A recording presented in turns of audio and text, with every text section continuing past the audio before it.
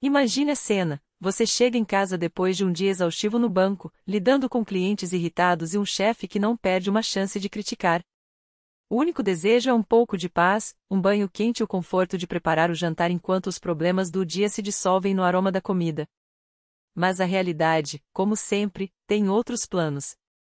Era mais uma noite comum no apartamento de Daina e Oleg. Ele, afundado no sofá, os olhos grudados na tela do celular, soltando exclamações de desespero a cada nova conta que aparecia. Ela, ainda com o cansaço do trabalho estampado no rosto, tentava se concentrar em cortar os legumes enquanto a sogra, Eugênia Dmitrievna, ocupava espaço como se fosse a dona da casa. Querida, não se importa se eu ficar um pouquinho? Perguntou a mulher, já se acomodando na poltrona com a naturalidade de quem não tem pressa de ir embora. Daina apenas assentiu, engolindo o desejo de dizer que, sim, ela se importava, e muito. Enquanto a panela chiava no fogão e o cheiro da cebola refogando enchia a cozinha, Eugênia não parava de falar. Os vizinhos, a inflação, a ingratidão dos jovens, tudo era motivo para mais um monólogo interminável. Oleg, quando não ignorava completamente, limitava-se a grunhidos de concordância, sem tirar os olhos do telefone.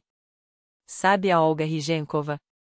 De novo aparecendo com uma pele nova, como se dinheiro crescesse em árvore, desdenhava a sogra, enquanto Daina lembrava, com ironia, do casaco caro que havia comprado para ela no aniversário, presente que foi recebido com uma careta de desdém por ser muito moderno.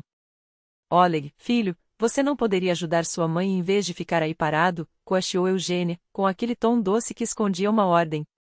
Mãe, estou descansando, resmungou ele, sem se mexer. Daina respirou fundo, tentando se concentrar no frango que fritava na frigideira. O barulho do óleo quente era quase terapêutico, um refúgio contra o caos ao redor. Por um momento, ela até conseguiu relaxar. Até que, quando já estava quase tudo pronto, resolveu pegar o telefone na bolsa para checar uma mensagem. Foi então que notou, algo estava errado. A necessaire estava fora do lugar, a carteira aberta, os documentos bagunçados. E o pior, o cartão do banco, que sempre ficava no compartimento lateral, havia sumido.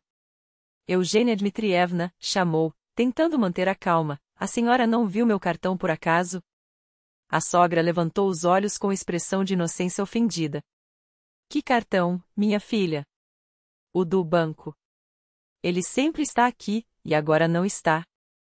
Oleg, finalmente despertado da letargia, sugeriu, talvez você tenha esquecido no trabalho. Não, eu me lembro direitinho de ter guardado depois do almoço, rebateu Daina, revirando a bolsa pela segunda vez, checando os bolsos da jaqueta, olhando até debaixo da mesa. Nada. O coração começou a acelerar. Com as mãos trêmulas, abriu o aplicativo do banco. O que viu gelou seu sangue, uma transferência de 2 milhões de reais, feita meia hora antes, para um tal Igor Pavlenko. Quem é Igor Pavlenko? Perguntou, mostrando a tela para Oleg. O rosto dele empalideceu. É meu primo. Por quê? Porque alguém acabou de mandar 2 milhões dos nossos dinheiro para ele. O silêncio que se seguiu foi cortante. Eugênia, no entanto, parecia estranhamente serena. Demasiado serena. Filho, você sabe de algo? Perguntou Oleg, a voz tensa. A sogra suspirou, fazendo uma careta de sofrimento. Ah, você já desconfia de mim? Bom, se insistirem. Sim, eu ajudei o Igorzinho. Ele está em apuros, com dívidas que não acabam mais. Os credores ameaçam tirar o apartamento dele. Daina sentiu o chão desaparecer. Ajudou?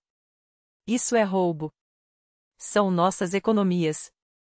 Não grite assim, menina, repreendeu Eugênia, balançando a cabeça. Família se ajuda.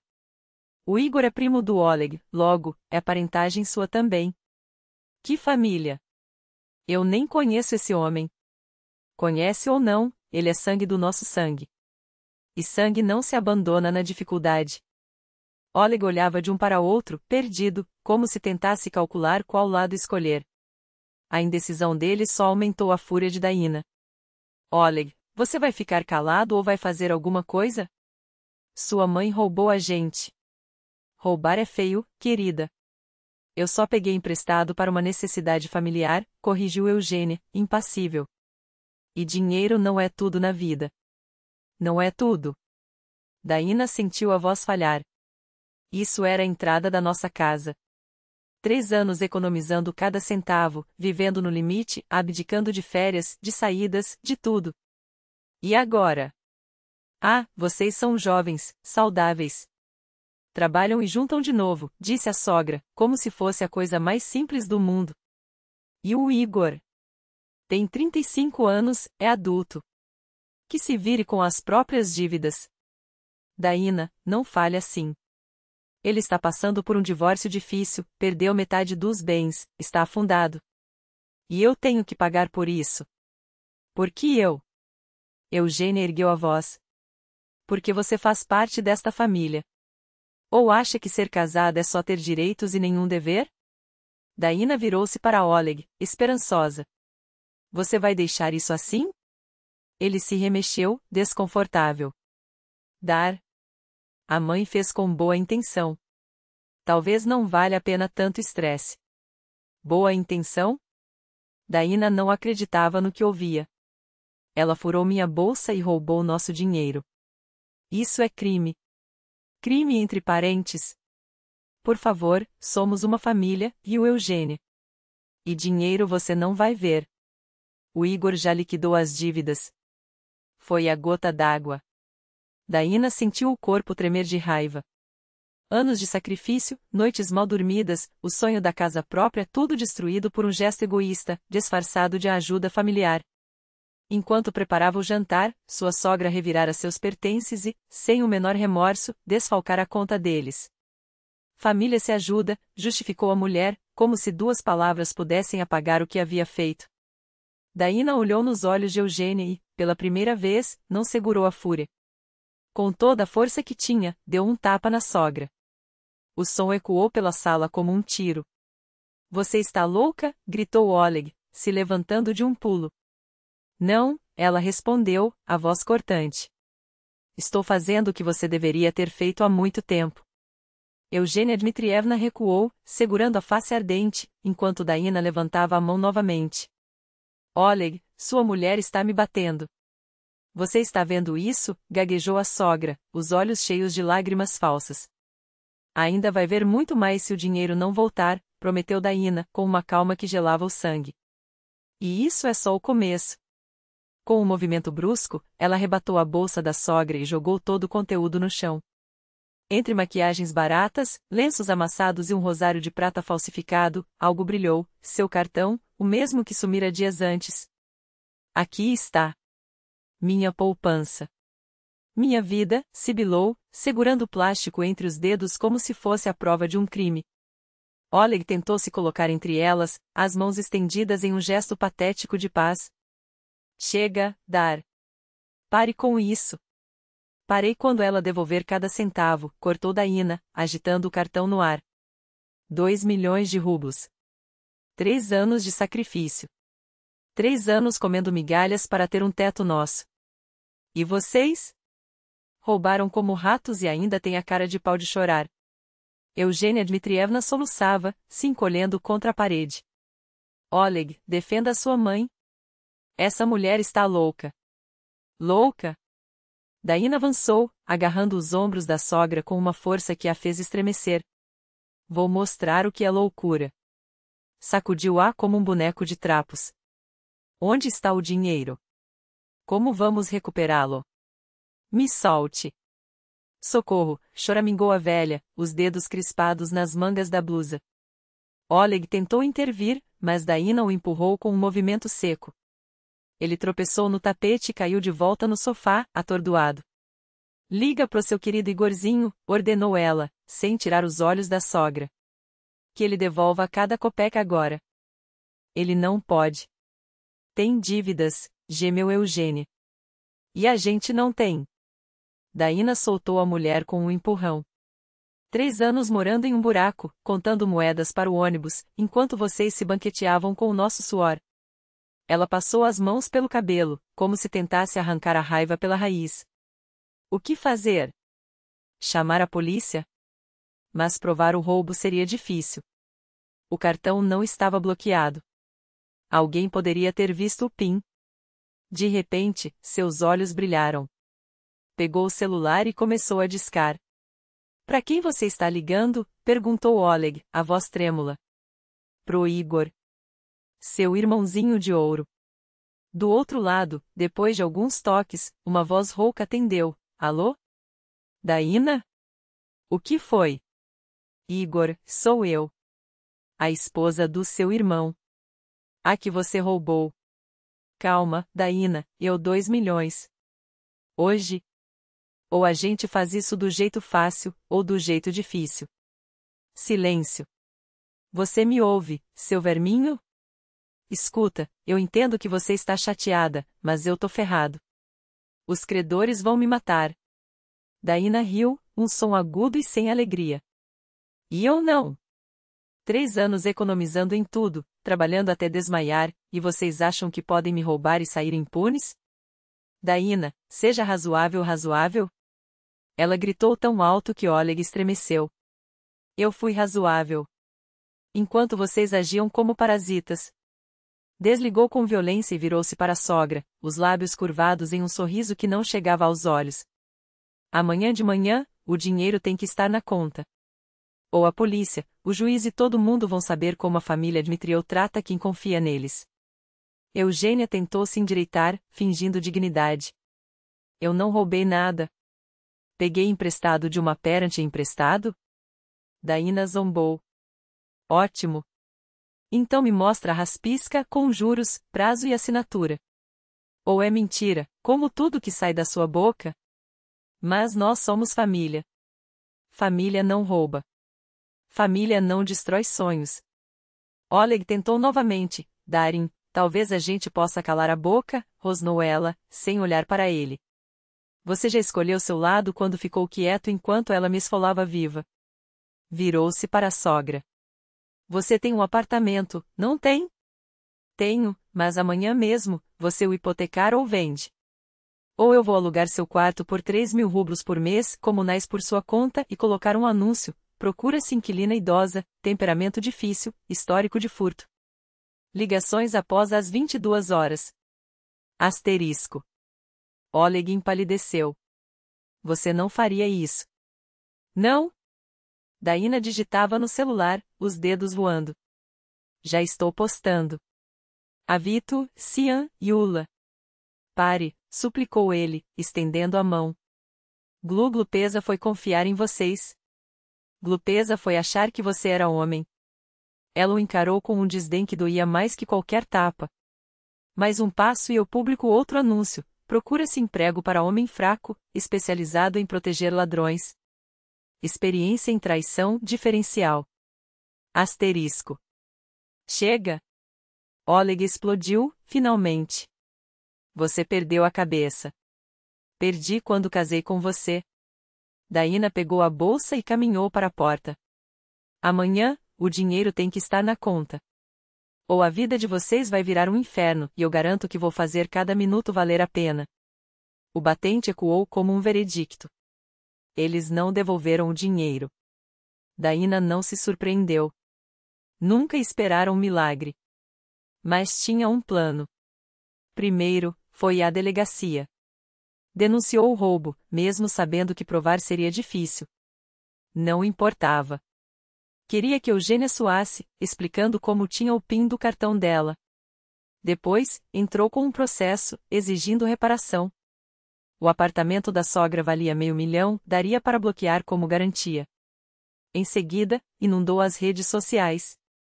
Posts detalhados, com nomes completos, endereços, números de telefone.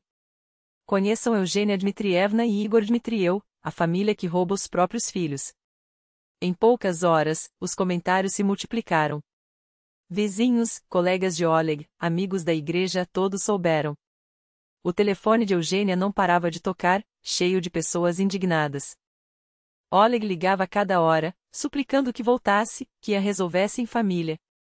Daína respondia sempre igual: devolvam o dinheiro. Aí a gente conversa.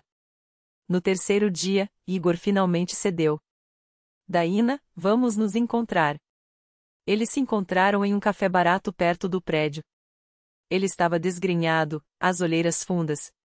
Olha, eu sei que fiz merda, Começou, mas ela cortou. Dinheiro. Agora. Não tenho. Joguei tudo nos credores. Então pega de volta. Você tá louca?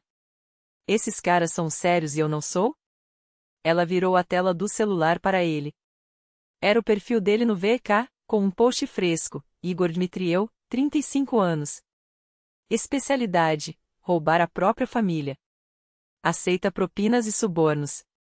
Referências: sogra e irmão, cúmplices. Tira isso, ele sibilou, o suor escorrendo pela testa. Devolve o dinheiro e eu apago. De onde eu tiro 2 milhões? Empresta. Vende. Rouba de novo, não me interessa. Mas hoje. Ele tentou argumentar, mas Daina já se levantava. Uma semana. Depois, vou pessoalmente ao seu chefe com os extratos das transferências. Quero ver a cara dele quando descobrir que emprega um ladrão. Uma semana depois, 1 milhão caiu na conta. Igor hipotecara o carro e pedirá emprestado a amigos. O restante, prometeu, viria em um mês com uma condição: uma raspisca notarial e a escritura da casa de Eugênia como garantia. A velha resistiu, até descobrir que a polícia iria até ela. O escândalo no bairro seria insuportável. O segundo milhão chegou em 6 semanas. Igor vendeu a Dasha, pediu mais empréstimos, se afundou em dívidas. Mas Daina não se importava. Ela tinha seu dinheiro de volta. E, pela primeira vez em anos, eles é que deviam a ela. Igor afundou-se em empréstimos, assinando contratos com juros abusivos que o engoliriam vivo. Enquanto isso, Oleg tentava, em vão, costurar a relação esgarçada entre a mulher e a mãe. Daina não cedia. Ou ela, ou eu. Escolha. A escolha foi feita e o preço, pago em moeda de culpa. A casa foi comprada, mas o lar, destruído. Oleg tornou-se uma sombra do que era, silencioso, amargurado, carregando o peso de uma traição que nunca perdoaria a si mesmo. Eugênia Dmitrievna deixou de cruzar a porta deles. Quando ligava, era só para gemer sobre a saúde que se deteriorava e a solidão que a consumia. Mas Daina era implacável. Aquela mulher não põe os pés aqui. 1 ano depois, Oleg não aguentou mais. O divórcio foi um alívio mútuo, ela sabia que a família já estava morta havia tempo.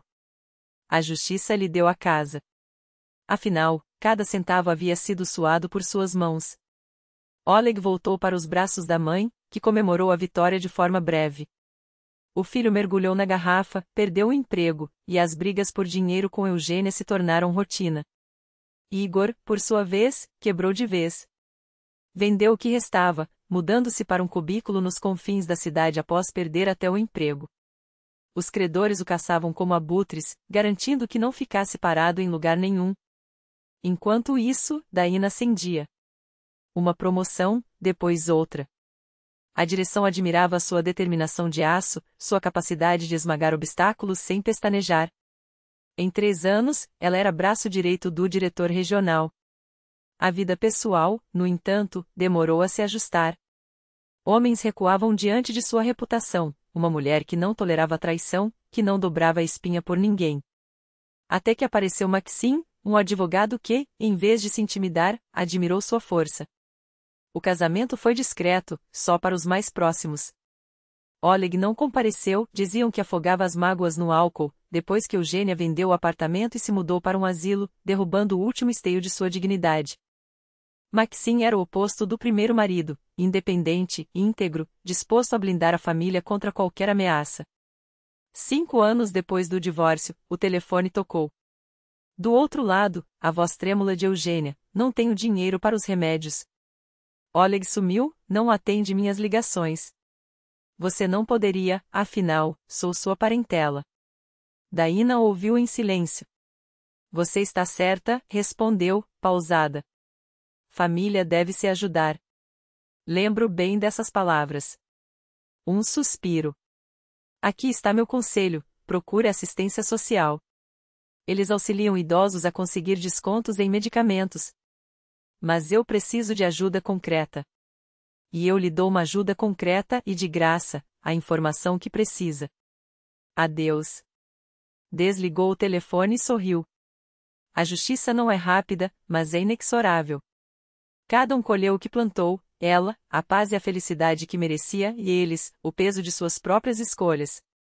Maxine, que ouvirá tudo, passou o braço por seus ombros. Não sente remorso? Remorso? Daina balançou a cabeça. Sinto só uma coisa, ter demorado tanto para aprender. A piedade com predadores só alimenta suas presas. Naquela noite, sentados na varanda do apartamento, aquele apartamento, pelo qual ela lutara com unhas e dentes, ouviram o riso abafado da pequena Ana, de 1 ano, dormindo no quarto. A vida, sim, tinha se ajeitado. Mas a lição ficará cravada a fogo, confie, mas verifique. E nunca permita que ninguém se instale em suas costas como um parasita.